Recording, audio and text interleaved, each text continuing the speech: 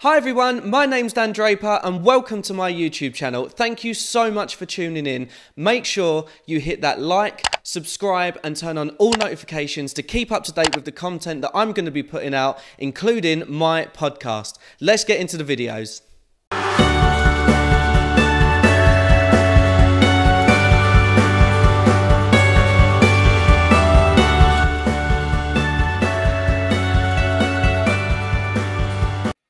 Hi everyone and welcome back to the Dan Draper podcast. Thank you so much for tuning in today. I really do appreciate it. I'm very excited about this episode because I actually have a family member come on the podcast and I haven't seen them in, well, almost a year, 2 years, something like that. So I've got my cousin Alex on the show. Alex, would you like to introduce yourself? How's it going? I'm Alex, as Dan so kindly introduced me already. You're right. I mean, it's literally been probably a year since we've seen each other. And I just, like I was saying before, I just can't wait to be able to get together and have another beer again. Oh, mate, it has felt like a lifetime. Like we were just chatting off air and we were saying that it was probably a family birthday party the last time we saw each other, which was February last year before we went into lockdown. But the time that I properly would have seen you was when we were in Tenerife for my uncle's birthday, which was November. Even that, like that was, well over a year ago now, and just going on holiday seems like a distant. I'm just so excited to be able to grab my passport. I feel like I haven't touched my passport in ages, aside from when I have to prove that I am myself online somewhere. Yeah. Take a selfie next to it, and I just can't wait to be boarding a plane again, man, and travel. Oh, mate, it has been so long. Anyway, how the fuck are you? It has been so long, mate. Yeah, mate, I'm great. I'm good. I've as you would have seen on Instagram, and obviously as we're about to discuss, I think my time spent over lockdown, over COVID, really managed to better my own relationship with myself. I mean, spending so much time alone and with yourself, you're kind of met with the opportunity to just look yourself in the mirror and say, am I happy with who I am now? Am I being as true to myself as I can possibly be? And, am I happy with the path that I'm taking? And to be honest, I think maybe many other people would agree. The answer that I gave myself was absolutely not. Like I needed to like sort my shit out internally. And I think through like different modalities and therapy and just kind of meditative practices, I was able to eventually kind of come to a place where I felt like I could speak about my childhood, which we're about to talk about soon, by doing that on a podcast online. And just, it's been a really kind of cathartic and healing experience for me, as I'm sure you would agree as well with your own journey and your own kind of delving into speaking about it online. Oh, mate, absolutely. And I think, the key word that you said there is cathartic. Like me chatting to people about mental health, whether it was series 1, the lives, or even now series 2, it's been so nice just not only to talk to people, but to actually just keep going and keep releasing that stigma around mental health, because it has been a tough year for so many people. Yeah, We've had so much negativity that we need to focus on positives. And it's been huge.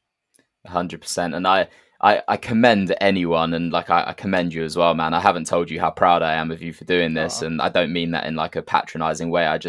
I know it takes a huge pair of bollocks to sit there and say, okay, I've got kind of worries about my own mental health, things that I need to deal with, and let me just put it out there for everyone to see, like a vulnerable book for everyone to just prod at and poke at and scrutinize at any moment. And when I first released in my podcast, my first episode, just talking about my childhood and going through child abuse, I'd never spoken about it before to anyone on like any public forum. Just a few mates I'd spoken about it to and knew about it. And I remember literally shaking, like holding my phone, shaking as I was about to just click like share on Instagram. And I was going like that. I was like, fuck. And no amount of whiskey was going to help me feel better there. But just, I know how big a pair of bollocks it takes to do that, and I commend you for going along and doing that yourself, man. Well, thank you, man. And the same with you. Your podcast is fantastic, and I'm so looking forward to chatting to you. So before we get into it, I will say to the audience, there is a disclaimer with this. There is going to be sensitive subjects that we're going to be talking about, which will involve child abuse and some other subjects. But something that also that I wanted to touch on, which we will later on towards the end, is the fact that we both, and you mentioned my struggles there, we both knew Dean, and we both knew very well how Dean was. So we're going to be sharing some old war stories about him later, which I'm really excited about. But firstly, mate, let's get into it. Let's talk about you and your story, because as I said, I've heard your episode about that, and it genuinely brought me to tears because it was so emotional. So tell us about your story and tell us where your mental health struggles started, really. I have to say also, before I start talking about it, I smile whilst talking about all of this, and it's not because I'm like, I think this type of stuff is funny or happy. I know it's like super depressing and horrible, but I think I just, by telling it over in the way that I can, I just come to a place where I'm able to talk about it and just smile because of where I am now. So when I was smiling at you saying, disclaimer, we're going to talk about child abuse, I'm not smiling at child abuse, obviously. Yeah. Just to get that across. To kind of go back to where it all started, I'd say it started just in the first 13 years. I'm currently 24. Started over the first 13 years of my life, which was suffering physical and mental abuse at the hands of my father. I think whilst I was going through it at the time, definitely had no idea that what I was going through was different to what any other young guy or girl growing up was going through.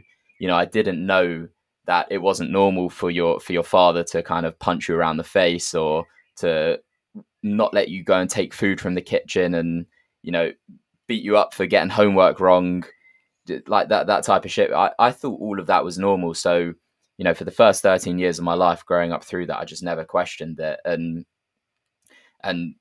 physical abuse is definitely something which sounds the most shocking, you know, when someone's getting beaten up and punched and hit and slapped. But I think a really important point to get across is that the kind of emotional and mental abuse from it was far worse, and left, you know, scars which kind of still stay with me today. And that was just things like name calling, where I'd be called a, you know, can I swear? I'd be called a pussy, bitch, and a twat, and thick, and, you know, all these words which, like, you throw around to your mates and it doesn't really mean anything. But when the person who's raising you and supposed to be making you into the man that you are is telling you that you're a pussy and a bitch because you're crying after being punched in the face, you know, that really stays with you, because you almost think like, well, am I all of these things? And what confidence do I have to be able to conduct myself as a man? And, you know, to just give another example of kind of the mental abuse that came from it, I was just actually thinking of this. If I was doing well in school, like in a particular lesson, he would tell me that the teacher was only praising me because the teacher wanted me to continue with their subject into like GCSEs and A levels and things like that. And it was that kind of mental abuse that just teaches a young kid that kindness has an ulterior motive. And, you know, you only need to look at that to then kind of unpack the issues that would come later, which would be things like trust issues, for example. You know, someone's being kind to me, the first thing I would think is, what the fuck do they want? Like, you know, I don't really have a lot to give, but I'm sitting there thinking, well, they're being overly kind to me, or just kind to me in general. And I'm thinking, well, there must be a reason why. They obviously want something. And, you know, I kind of had to realize that that wasn't my fault. It wasn't my fault to think that. You know, it was how I was raised, and just how the kind of mental abuse, just, you know, on a day-to-day basis, this wasn't just a one-off. Every few months I was, you know, subject to mental abuse or subject to physical abuse. These things happened all the time. You know, so. And what age would you say that it started? When was your earliest memory of when this started? Because you mentioned there that it was something that you felt was normal. So it must have started quite young. Oh, for sure. I mean, my mum actually has kept diary entries from when I was very, very young, detailing certain things that happened. And there are accounts in there, I've read it, there are accounts in there that happened when I was 2 years old. And I'd be like in pain from having a stomach bug, and you know, my dad would be like up to my face kind of screaming at me whilst I was a 2-year-old. And you know, those are things I don't even remember. But then as I was maybe as I was like kind of 3, 4, 5 years old, I remember if I'd like fall over and hurt myself, he would just kind of hit me and call me an idiot and have a go at me. And then I'd start crying, not because I hurt myself from falling over, but because my dad was bullying me. Um, you know, it was as young as I can remember. I mean, I have memories of being in year one. So I think maybe, I don't know what age that is, like 5, I think, in year one. Ish, yeah. Something like I'm that. I'm too old now. I can't remember. It was years ago. It was years ago. Yeah.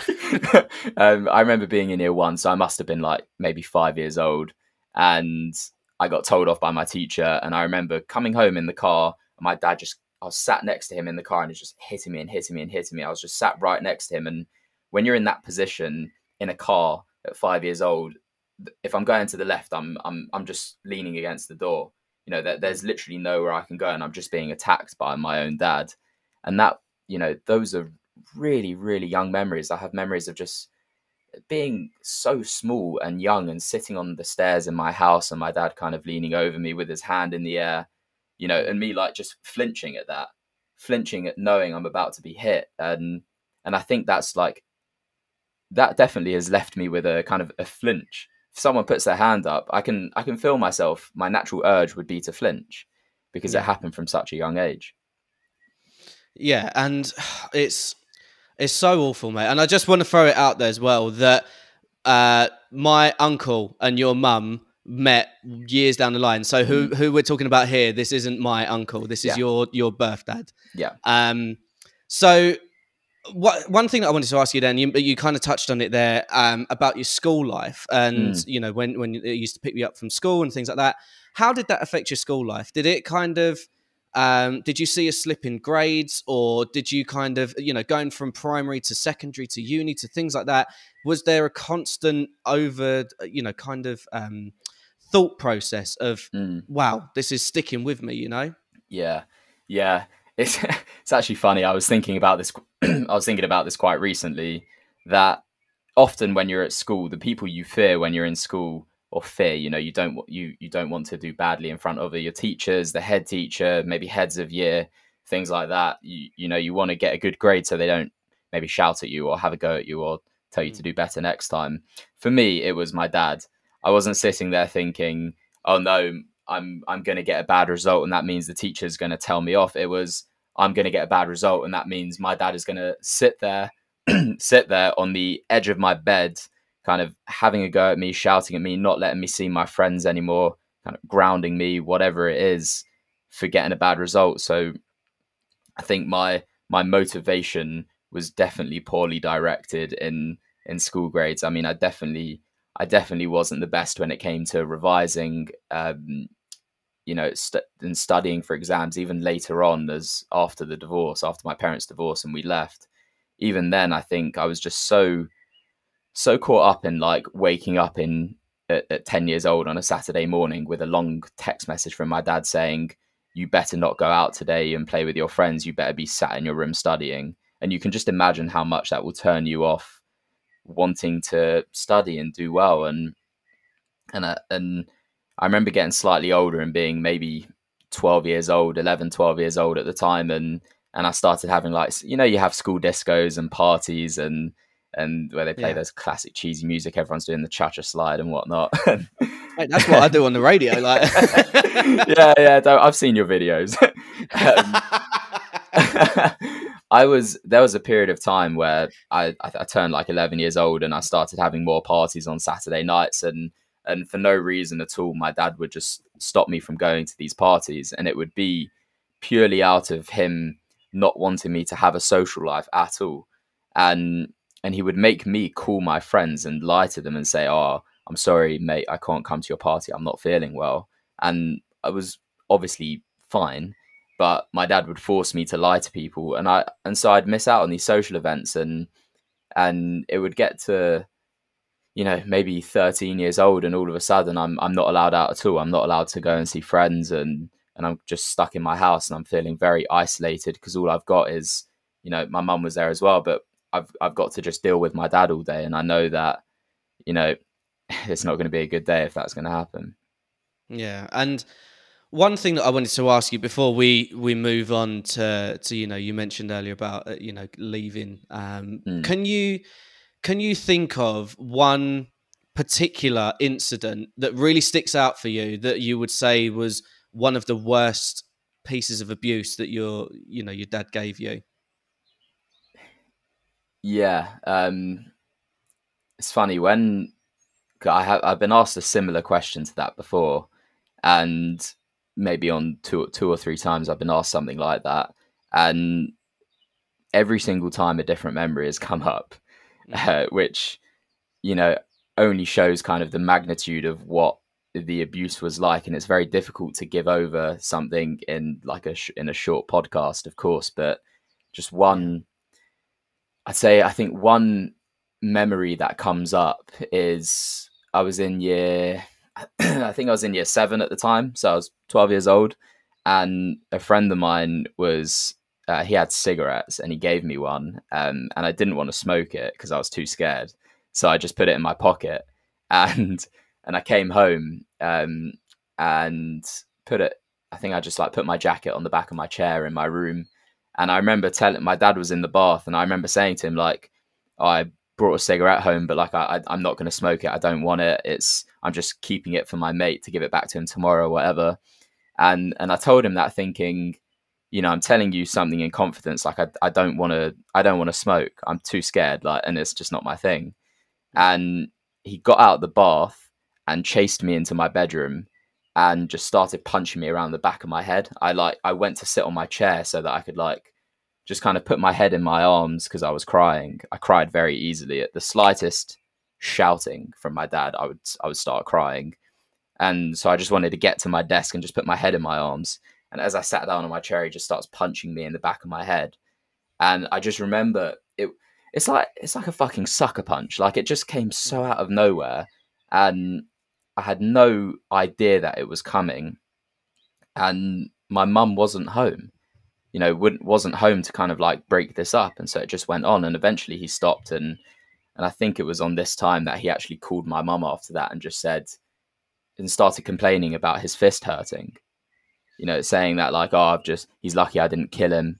And like the bastard has hurt my fist. He's punched me in the head and multiple times and is complaining about his fist hurting. And I just remember after that just thinking that, well, I've never experienced anything like that, and that can't be normal. No, mate, thank you so much for sharing that. Honestly, like I think it's important, and it was a really awkward question for me to ask, but it's such a big topic. And you said to me beforehand that you're completely open with your experiences. Yeah, so of course.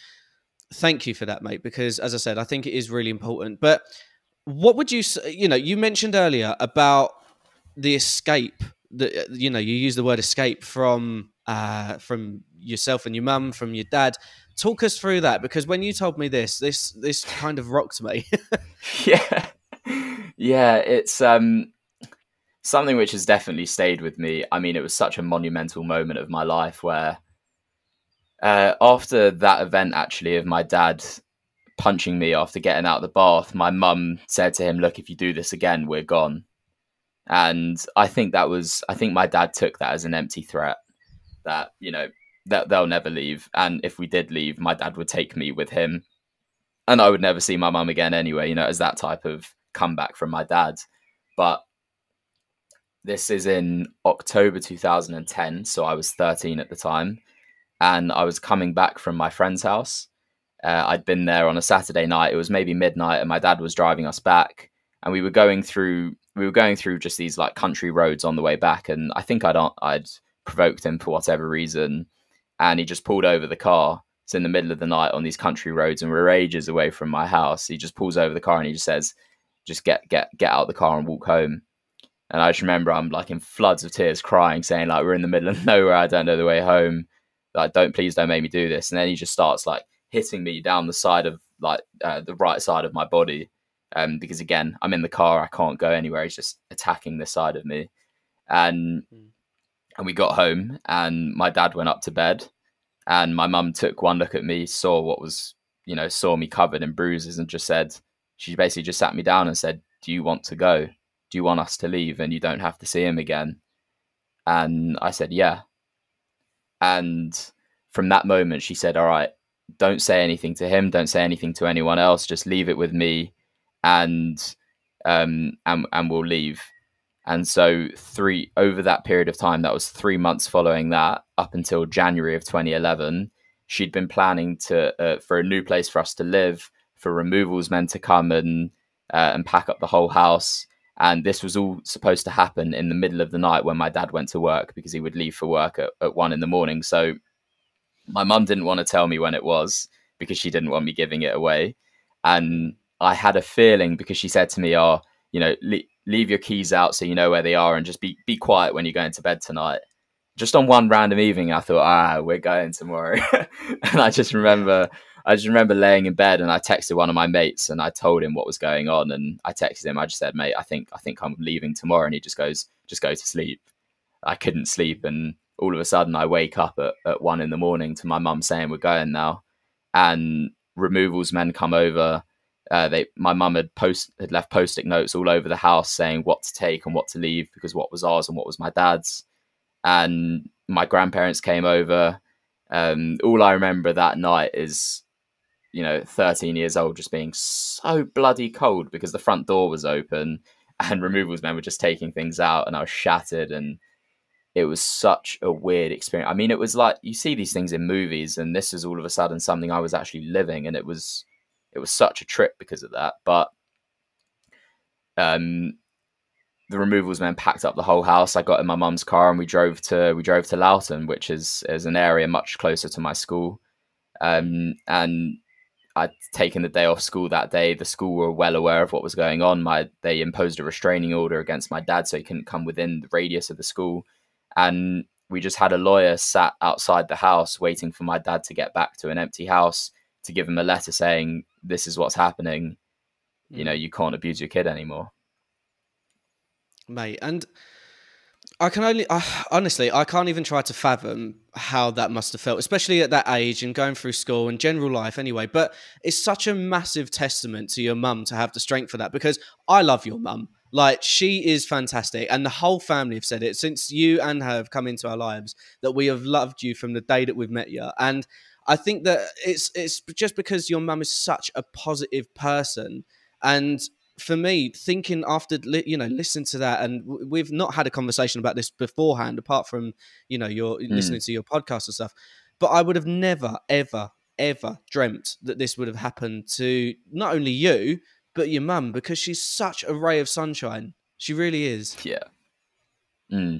Yeah. And I think, to be honest, I think that's where I get it from. I mean, like I said at the beginning, I smile through talking about all of this. I could, growing up with someone like my mum being around me, there's only one way that I can deal with things, which is just smile through it.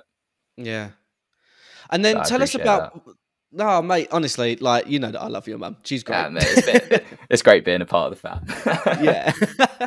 But tell us about what happened after you left then. So you'd left, you've moved to Loughton. You said there about the restraining orders and stuff, but you were saying that your dad was sending you emails and things like that before to me. So tell us a bit about that.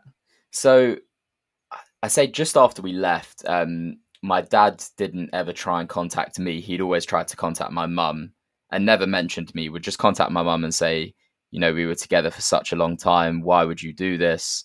He accused me and my grandmother, so my mum's mum, of working together to break up the family, which, yes, 13-year-old me and 80-year-old grandmother really came up with a conniving plan to do that. All right, mate. And I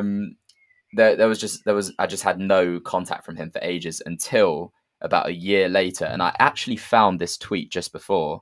A year later or so, he tweeted me on Twitter saying, he responded to one of my tweets. I'm reading it out now. He goes, "Sometimes children can cause bad arguments and tell bad stories to turn parents against each other and destroy a marriage."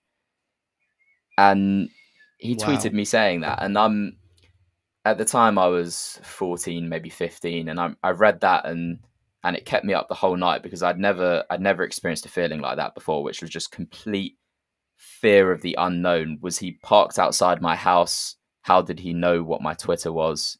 Was he kind of waiting for me somewhere? And all of a sudden I had all these kind of fear of the unknowns, which just provoked I didn't sleep that night, and I remember falling asleep the next day in school, and then following that, really struggled to sleep, and I would stay up most nights just feeling sick, feeling very nauseous, feeling very anxious, and just really struggling to sleep. And my mum said, kind of looking back, I don't really remember this, but my mum said that at the time I'd tremendously lost my appetite, lost weight as well.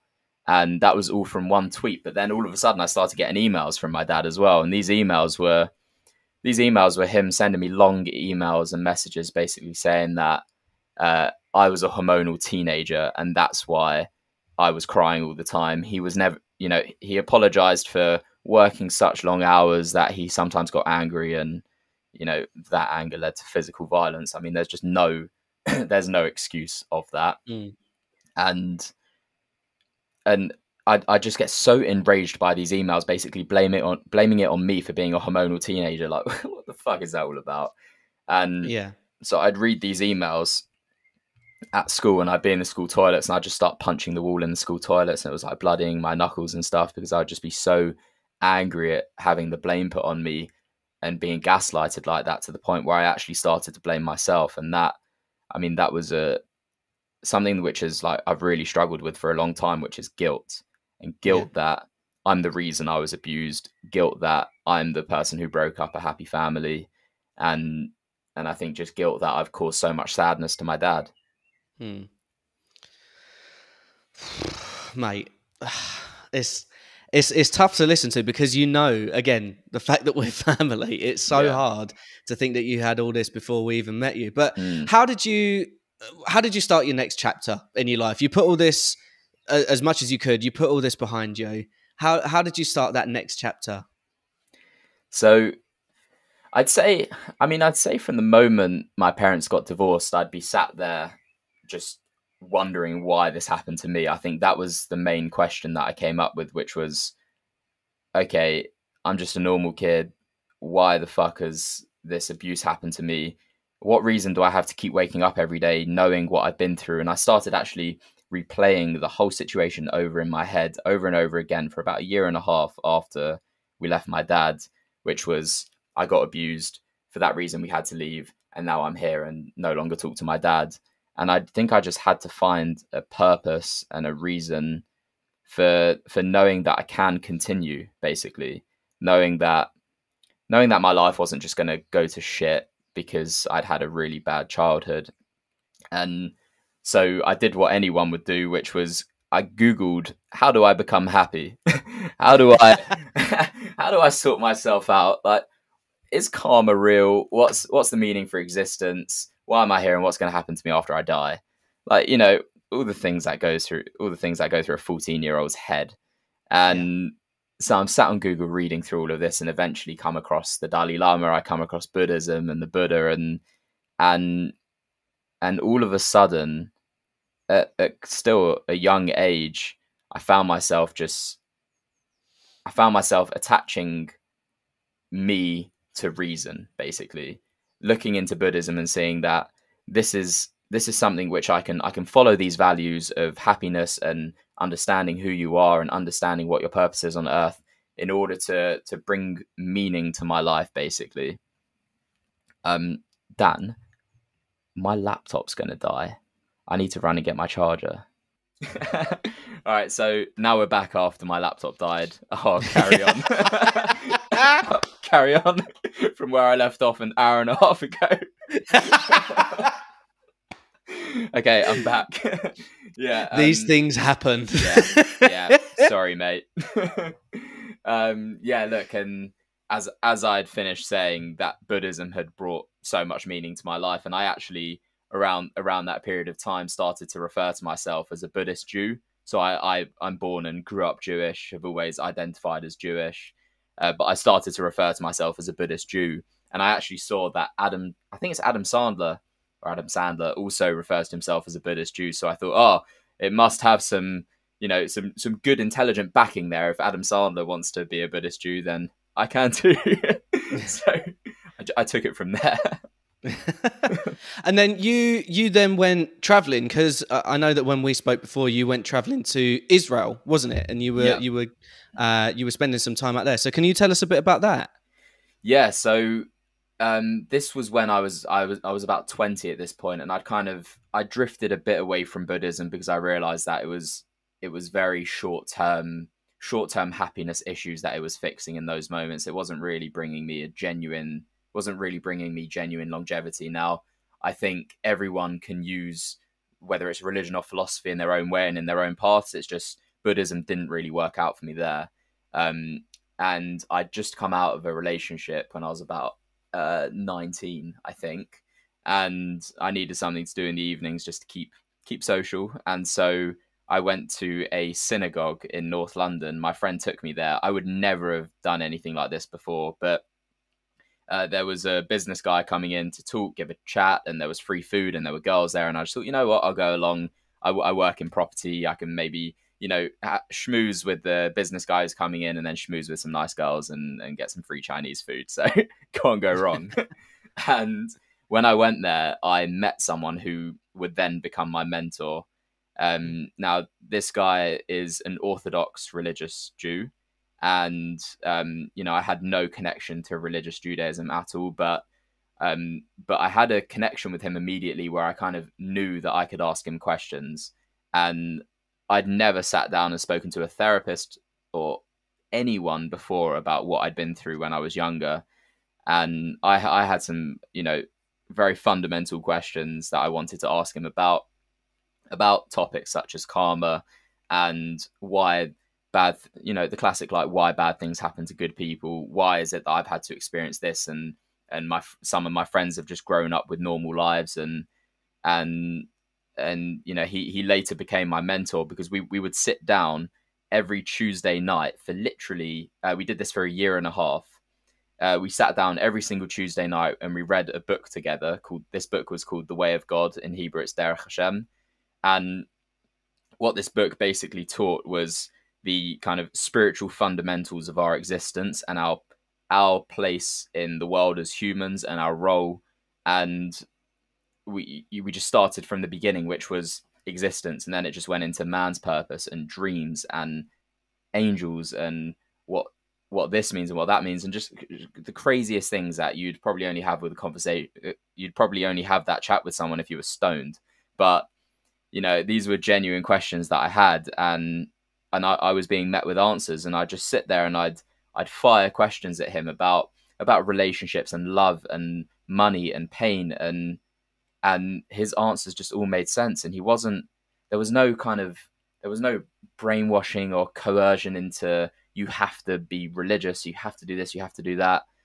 Not once, but because I was being met with answers in a certain path, I then thought, right, that path is the path I have to take because this is where I'm getting my answers, and that's what made sense. So around that time, I began adopting kind of the biblically observant laws within Judaism, and that would be, keeping the Sabbath, so not using my phone on a Saturday, not driving on a Saturday, using no electricity. I only ate certain foods, so I kept kosher. So I stopped eating pork and seafood, and I would only eat meat which was killed in a kosher way. That kind of brought up its own awkwardness in terms of going to family events. And I remember I'd come to events with family and just not be able to eat the food because it wasn't kosher. And it was difficult at the beginning, but it had meaning to it, and I knew that's what I wanted. And in order for me to truly take on this lifestyle, which was, I started to wear it's called a kippah, a skull cap.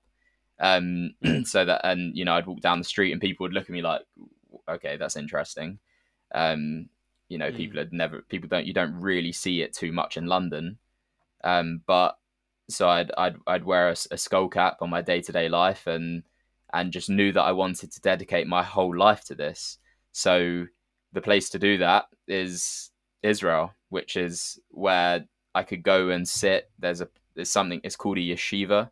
So a yeshiva is a religious institution of Jewish learning, essentially, where I quit my job and 2 weeks later just went there, and it would be 12 hours a day, 13 hours a day of sitting in front of a big book and just learning and just learning and learning about how to live a religious Jewish life, how to conduct yourself in the world, how to better your relationships with family, friends, how to respect your parents properly, and how to respect your, you know, your partner, your future wife. And I started to just really feel at home with this value system, and it is so different to anything we know here, because no one's waking up, sitting on their bed and saying a prayer saying, I'm thankful for waking up. Like, it's, I used to say every day, Modani lefanecha melechai v'kiyam b'shechach zarta binishmati v'chem l'raba emunatecha.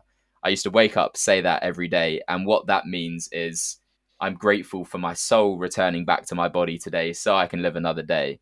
And but just imagine waking up and saying that to yourself every day. You wake up with a whole new zest and thirst for life. And so I did that, and I adopted this in yeshiva whilst I was out in Israel learning. It would be 7 a.m. until 10:30 p.m. every day of in front of books, learning. And I was living in the most religiously segregated community in the world for Jewish people, which is an area called Meir Sharim, which is in Jerusalem in Israel. And I mean, it is a far cry from what we see on a day-to-day life here, man. Like, far from it. And over my time there, I spent a year and a half out traveling in Israel. I mean, I say I traveled, I stayed in one place, but I did travel through the country. I really found myself quite often struggling with my identity. And this was a very common theme, because imagine I picked you up right now and I plunged you into the middle of a extreme religious community where you just have to adopt their values, and you do, because that's the life you live. It's, you know, there's a great line, and have you seen the Truman Show before? Yeah, there's a great line in the Truman Show. He says, we accept the reality with which we're presented. And living in the UK, you accept this reality, this kind of secularist reality where religion doesn't really play a huge part on our life, and we just go about our day to day. There, religion is the life, and, you know, to us here, that looks weird. To them there, this looks weird. And so I really struggled with my identity, because I found myself just craving normality, kind of like craving just going out and getting like a cheeseburger, and, you know, just like really strange. And my mentor in Israel said to me that he thinks I should see a therapist, because I'd never seen a therapist before, and this kind of identity crisis was coming up again and again and again. And after about 6 weeks of him hammering into me that I need to go and see a therapist, I eventually caved in. I was like, all right, fuck it. I'll go and see a therapist then. And it turned out to be the best thing I ever did, because I sat in front of this therapist. I gave over my whole life. We worked through things together. And I realized that the reason I was struggling so much in religion was because of my fear of God.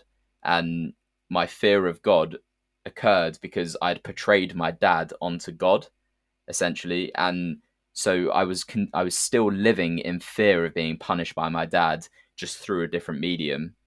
And so I'd be worried that, like, if I didn't do a certain law, I'd just be zapped by lightning. Or, you know, if I'd get in my car on the Sabbath, I'd have a car crash, or eat unkosher food, I'd have food poisoning. You know, all these things which were just completely messing with my sanity. And so after realizing that, my mentor out there just said to me, look, take a step back, man, and just go home. So I flew home like 3 days later and came back to London. Yeah, and it's do you know what? Because we were traveling. I think, if I remember rightly, we were traveling around the same time, weren't we? Yeah. And then you know, it was so strange, because you said to me, you're like, oh, I'm gonna do it, and I was like, yeah, fucking do it, man. Like, traveling's great, go see it. And I remember we were so hyped about it. So when you came back, and you mentioned there, like, when you come back, how difficult did you find it? And you said about the two differences between the two cultures. How difficult did you find it coming back to what you said there was the norm, like London life? Yeah. So, I mean, living there for a year and a half, and living in an extremely religiously segregated community where I would walk down the street and there would be signs saying no phones, no internet, no movies, you know, please dress modestly and respect our values, which is great because they want to uphold their values. So I understand and respect that. But then here you've kind of got consumerism shoved down your throat. Watch this film, dress naked.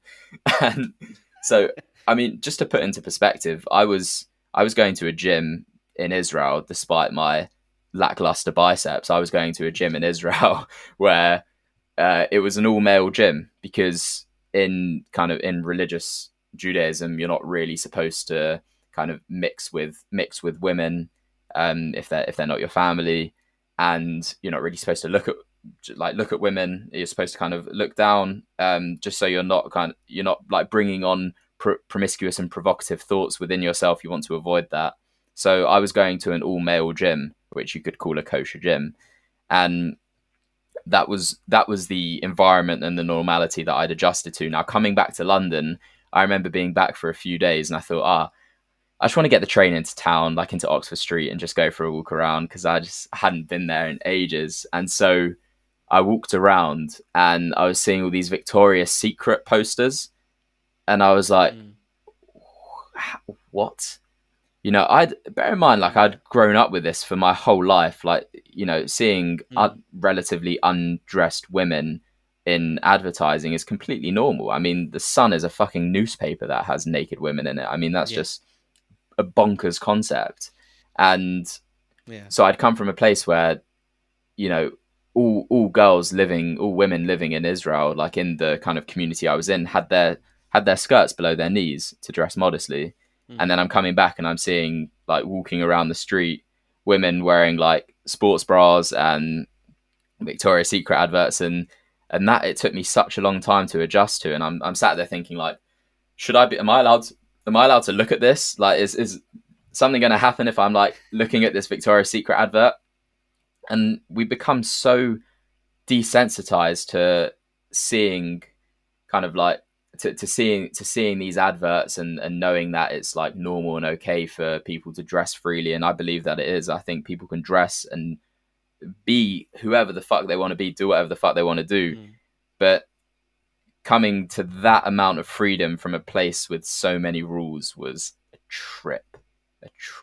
Yeah, I can only imagine that it's going to be a head fuck, because I remember when I was traveling, and the difference between, because I went Southeast Asia, and the difference that you see between how we are here in the UK to how Southeast Asia is, but not in terms of scenery wise, because obviously hands down, like, we've got some great British scenery, but hands down, Southeast Asia's got that on lock. But you just see like the different cultures, and like you said there about the religion side of it and stuff like that. It was inspiring for me to see how much they love their religion out there, and how much it is a way of life. And I think that back, maybe 100 years ago, maybe 200, it was a real big thing, religion in the UK. I feel like now possibly it's kind of not gone by the wayside, because there's a lot of people that are still very religious, but it's not as forefront as what it would have been beforehand. And I don't know whether that's because, people are looking at it in a different way,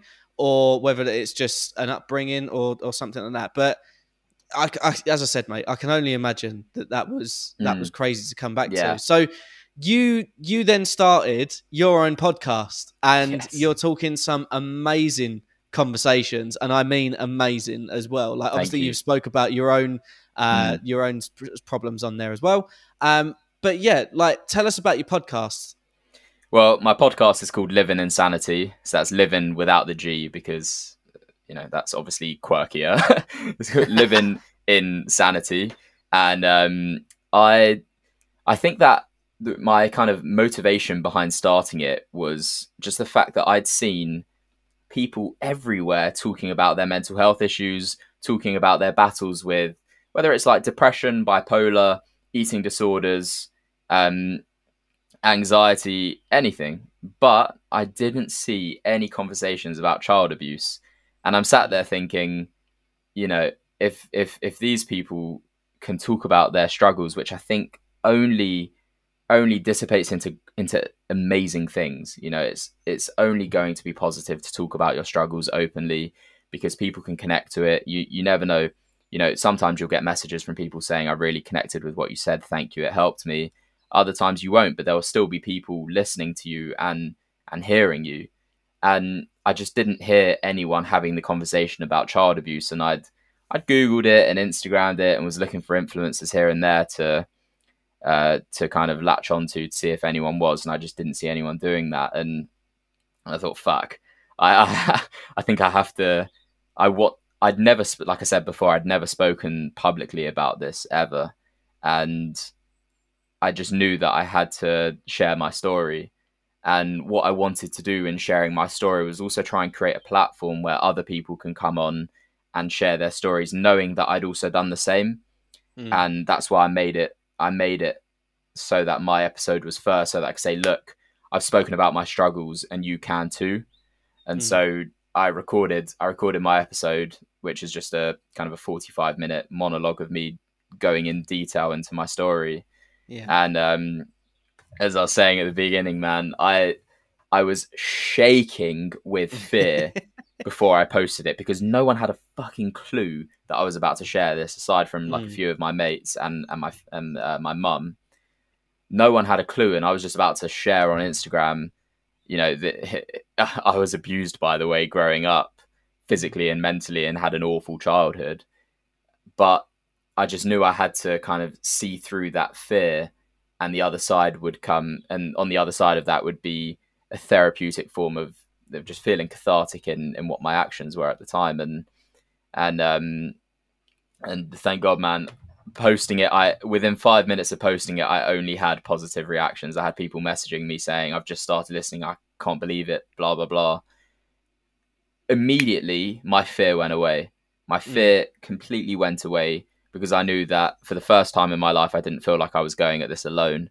And you know, yes, I've got family and friends who have always been there for me, but I felt like in this moment nothing could really get me down here, because I've got everyone here with me helping me out. And my one kind of fear that I had about posting it was my dad hearing it, and turned out he did hear it and sent me a WhatsApp. I don't know how he found my number, but sent me a WhatsApp saying, as you can imagine, obviously I don't recall ever hitting you or punching you or doing this and that.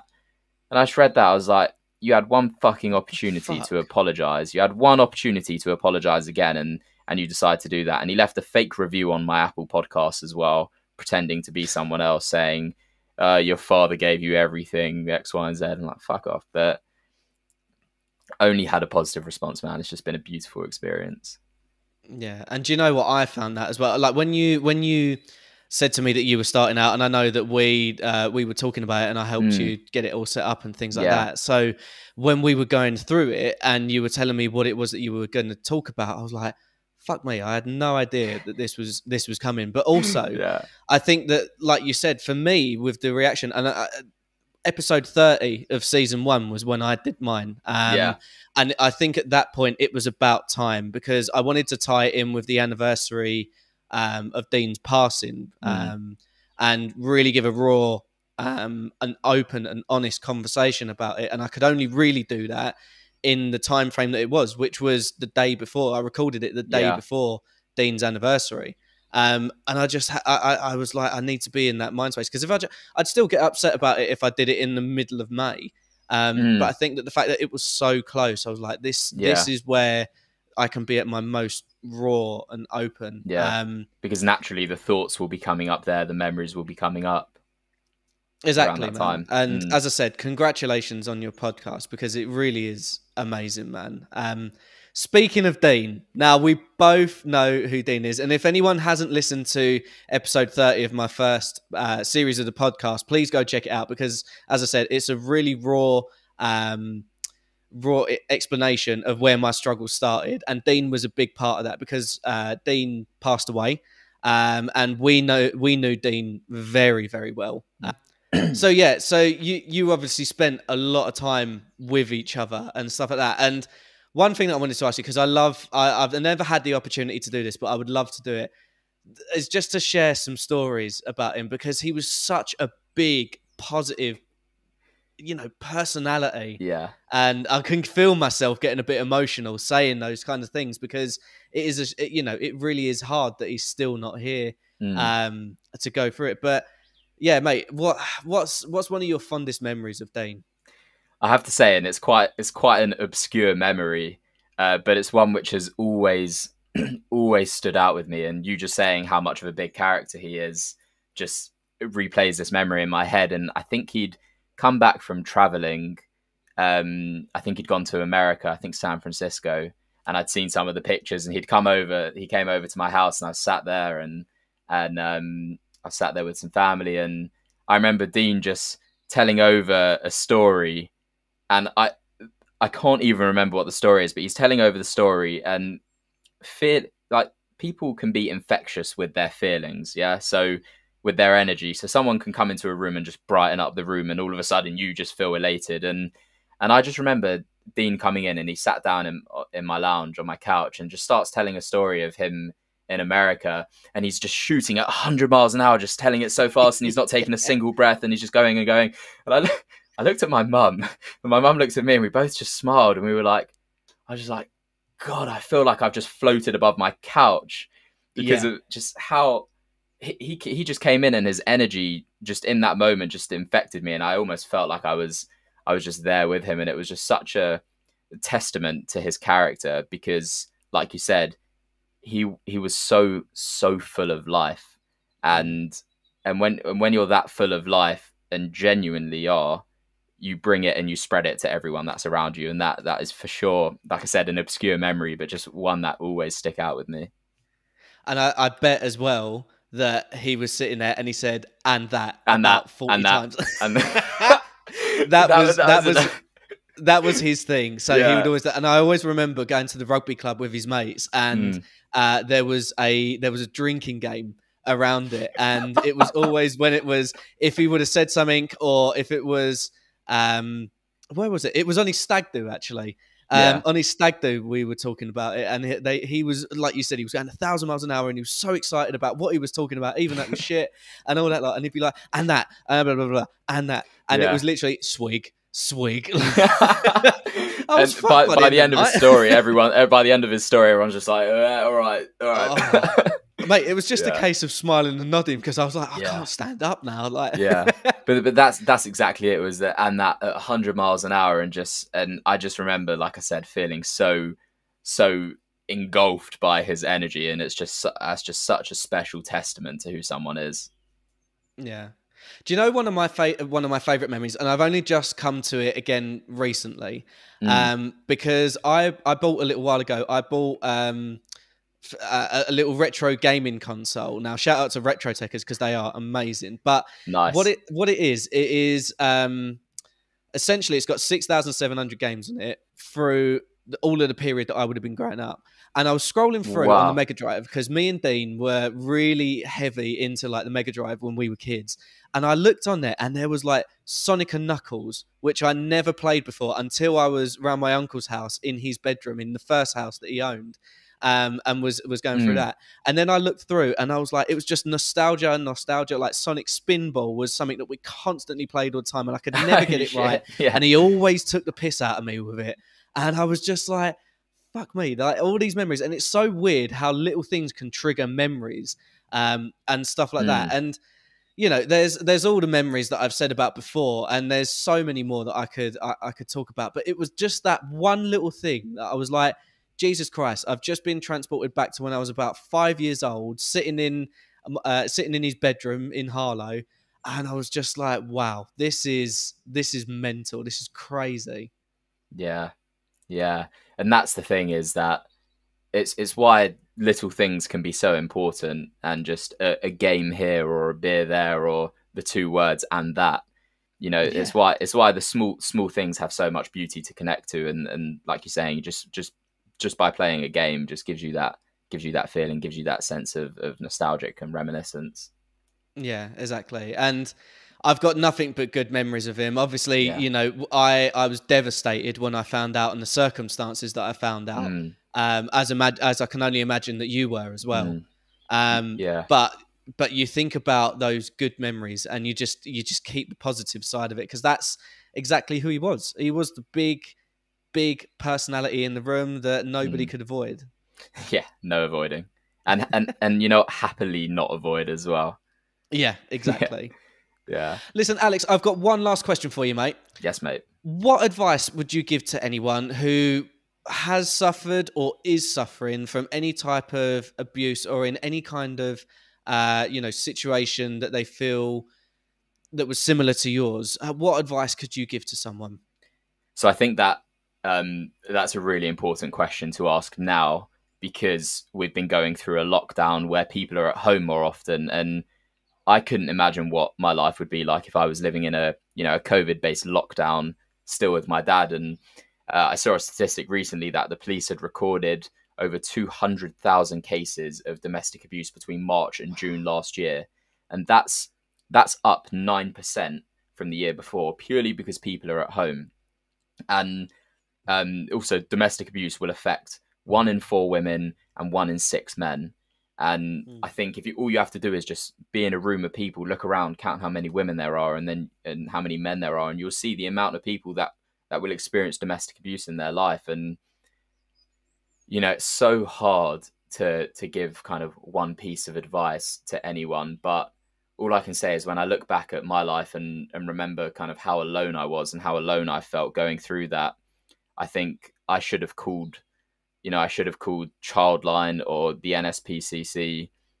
There's Refuge Survivors UK, all these charities and companies that are there to help you. It can be such a touchy subject talking about child abuse because it's your family. And you might not be, if it's your father who's abusing you, you might not be able to go to your mum. If it's your mum abusing you, you might not be able to go to your dad because you might not want them to then talk about it and something to happen. And I think if you can just find the strength inside of you to be able to call one of these numbers and you can talk to them, and it will always remain anonymous if you want it to, and they're there to help for that reason. And just whilst I remember, there's also a organization called Gallup, GALOP, which are for LGBTQ plus, specialized there as well. Just talk to someone, man, because there is nothing worse than living alone inside of your head and all you have are your thoughts. Yeah. Mate, thank you so much. And thank you for being so open and honest about your story as well. I know that we've been chatting about getting you on for so long. Yeah, and I'm man, so happy. pleasure. And it's great to see your face. I haven't seen you in so bloody long that we need to get together for a massive family piss up when we can. When it's safe. I can't wait, mate. And thank you so much for just giving me a platform to come on and speak. I appreciate it massively, because I want people to know and hear about child abuse because it's so prominent. And so thank you for just offering your podcast, for doing that, man. Thank you, mate. Anytime. Let's tell us where we can find you. Where's all your socials, your podcast, everything? You can find me on Instagram. It's at @AlexSherrick_. So that's my name. And you could type in Living Insanity. Find me on Instagram. You can find the podcast anywhere apart from YouTube. It's like Spotify, Apple. But you can go on my Instagram and you'll see the link there, and it'll take you there. And if anyone wants to discuss anything that I've said today or has any questions, like my DMs are so open, I'm more than happy to chat. Mate, thank you so much. And send love to your mum and my uncle for me, because I haven't seen them in bloody ages either. But yeah, man, we will be catching up very, very soon. Can't wait, mate. Yeah, thank you so much. I really appreciate it. Thanks very much, mate. Take care. You too. Bye. Bye. Thank you so much for watching this video. Make sure you hit that like, subscribe, and turn on all notifications, and I'll see you in the next video.